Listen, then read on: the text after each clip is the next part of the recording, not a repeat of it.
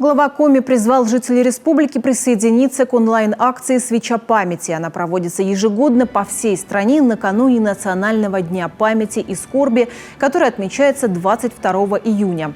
В этот день, в 1941 году, началась Великая Отечественная война, самая жестокая и кровопролитная. Наша страна одержала победу над фашистской Германией, но потеряла почти 27 миллионов человек. В рамках онлайн-акции на сайте деньпамяти.рф каждый может зажечь виртуальную свечу и почтить память героев Великой Отечественной войны. Ежегодно накануне памятной даты по всей России проводится онлайн-акция «Свеча памяти».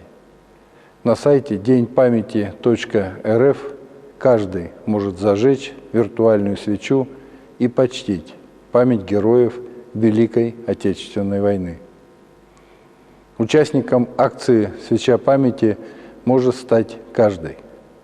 Акция стартовала по всей России 10 июня и продлится до 22 июня. На платформе деньпамяти.рф можно не только зажечь виртуальную свечу, но и посмотреть интервью ветеранов Великой Отечественной. Вы найдете более 60 роликов, где делятся воспоминаниями фронтовики, блокадники, труженики тыла, узники концлагерей. Эти видеоматериалы – бесценное наследие, которое благотворительный фонд «Память поколений» по крупицам собирал по всей России.